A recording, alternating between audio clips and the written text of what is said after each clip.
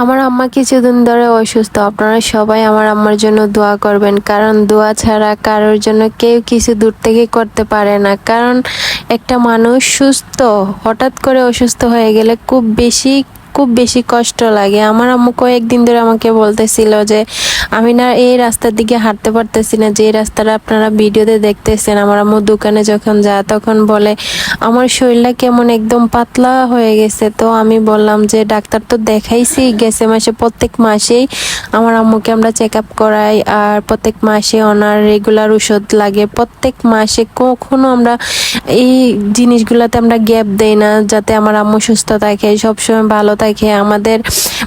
আমাদের বাবা তো নাই, মা ছাড়া আমাদের কে আছে? আমার ভাইয়া সবাই আমার আম্মুর জন্য অনেক পাগল।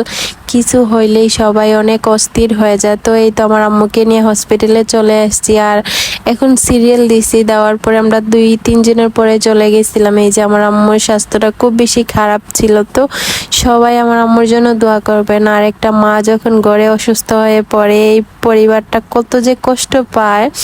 যার মা বাবা অসুস্থ হয় তারাই শুধু বুঝে।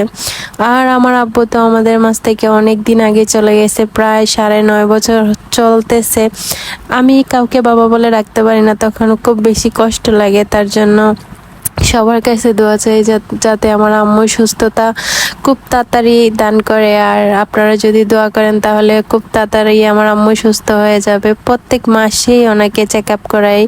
এই তো গেছে মাসের 6 তারিখে ওনারে ডাক্তার দেখাইছি, উনি অনেকটাই সুস্থ ছিল আলহামদুলিল্লাহ।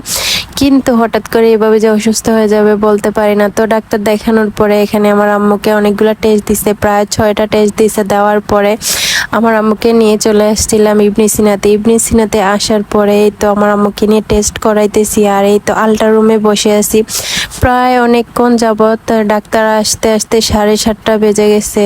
তারপরে আমার আম্মুকে অনেকগুলো পানি খাওয়াইছি। আমার আম্মু বলতেছে আমার খুব বেশি সমস্যা করতেছে বাসায় চলে যাওয়ার জন্য। তো আমি অনেকক্ষণ জোরাজুরি করে আমাদের 21 নম্বর সিরিয়াল ছিল, তারপরে আমার আম্মুকে আলটা করে বাসায় চলে যায়। আর এই তো আমার দাদা আর আমি চলে এসেছি রাত 10টা বাজে আমার আম্মুর রিপোর্ট নেওয়ার জন্য।